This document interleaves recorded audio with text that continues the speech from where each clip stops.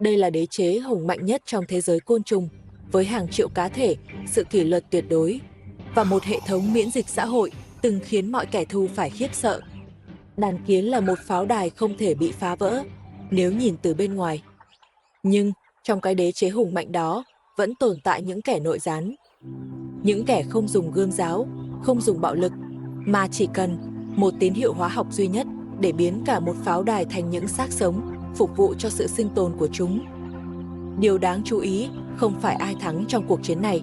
Điều đáng chú ý là một hệ thống gần như hoàn hảo đã thất bại theo cách nào.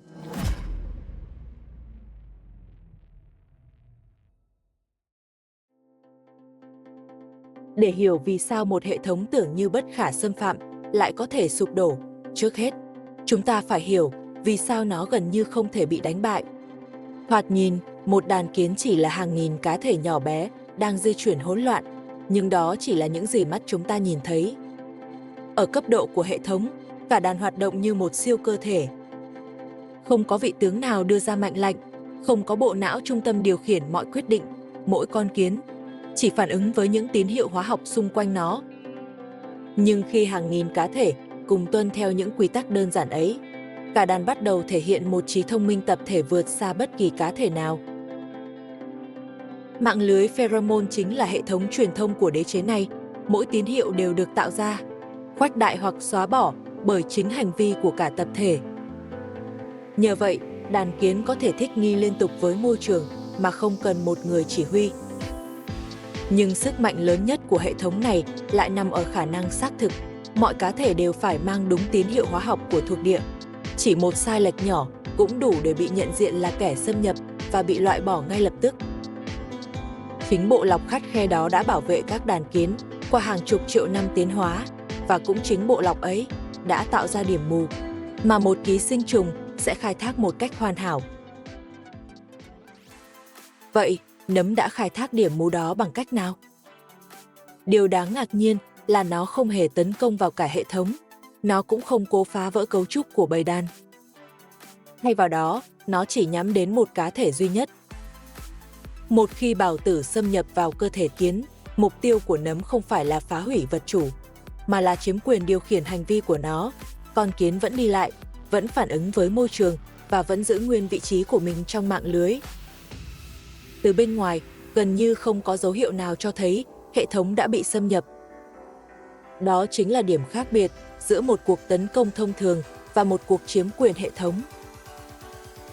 Con kiến vẫn là một phần của đế chế, nhưng mọi hành vi của nó giờ đây không còn phục vụ cho đế chế nữa. Từ góc nhìn của cả đàn, đây chỉ là một nút vẫn đang hoạt động bình thường, nhưng ở cấp độ hệ thống, quyền điều khiển đã âm thầm được chuyển sang một tác nhân khác. Chiếm được một cá thể mới chỉ là khởi đầu. Kẻ thù thực sự của nấm không phải là con kiến bị nhiễm, mà là hệ miễn dịch xã hội của cả đàn. Tại sao đàn kiến lại để lọt lưới một kẻ xâm nhập?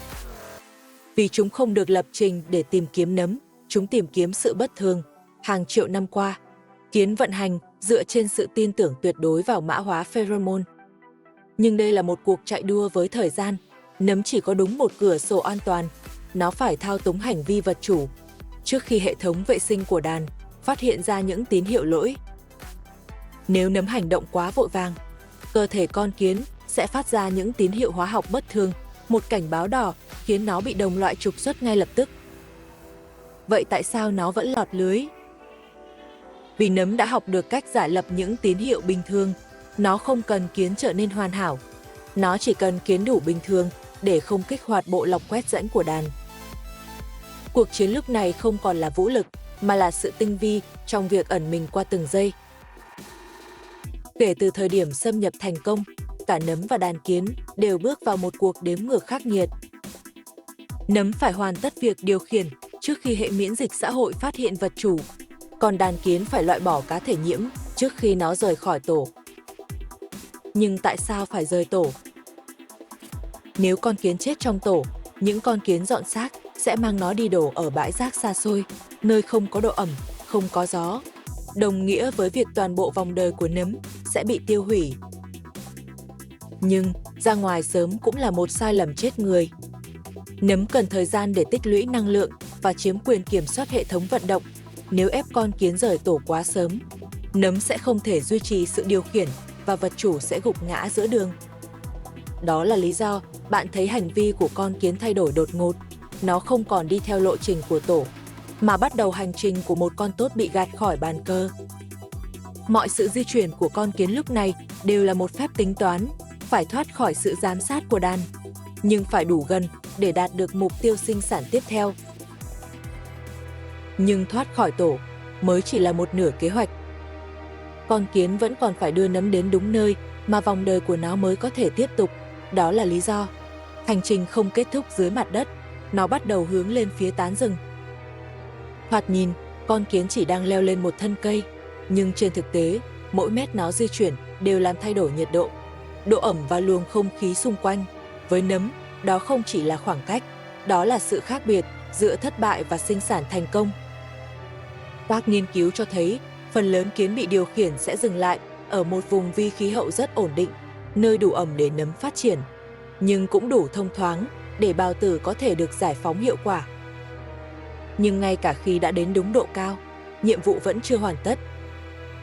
Ở khoảnh khắc cuối cùng, con kiến gần như luôn cắn chặt vào mặt dưới của một chiếc lá hoặc gân lá bằng một lực siết mà nó không bao giờ buông ra nữa. Các nhà khoa học gọi đó là cú cắn khóa hàm trước khi chết. Đó không phải là một hành vi ngẫu nhiên, đó là lời giải mà chọn lọc tự nhiên đã tinh chỉnh qua hàng triệu năm. Nếu xác vật chủ rơi xuống lớp lá mục, nấm sẽ phải cạnh tranh với vô số vi sinh vật khác và khả năng phát tán gần như biến mất. Nếu ở quá cao, gió sẽ cuốn bào tử đi quá xa, làm giảm đáng kể xác suất gặp được vật chủ mới. Còn mặt dưới của chiếc lá lại tạo ra một môi trường gần như lý tưởng, tránh mưa trực tiếp, duy trì độ ẩm ổn định và đặt cơ thể con kiến ngay phía trên những tuyến đường mà các đàn kiến vẫn đi qua mỗi ngày. Đến đây, câu chuyện không còn là về một con kiến hay một loài nấm nữa, đó là cuộc chạy đua giữa hai hệ thống cùng tiến hóa. Mỗi lần đàn kiến cải thiện khả năng phát hiện và loại bỏ ký sinh trùng, nấm lại tiến hóa để ẩn mình tốt hơn. Mỗi lần nấm tìm ra một cách thao túng mới, đàn kiến lại phải phát triển thêm một lớp phòng thủ khác. Không có bên nào thực sự chiến thắng, chỉ có vòng lặp tiến hóa tiếp tục diễn ra, hết thế hệ này đến thế hệ khác. Và có lẽ, đó mới là điều đáng kinh ngạc nhất. Trong tự nhiên, không tồn tại một hệ thống hoàn hảo. Mỗi giải pháp đều tạo ra một giới hạn, mỗi lần tối ưu đều đồng thời tạo ra một điểm mù mới. Và sự sống luôn tìm ra cách để bước qua chính điểm mù đó.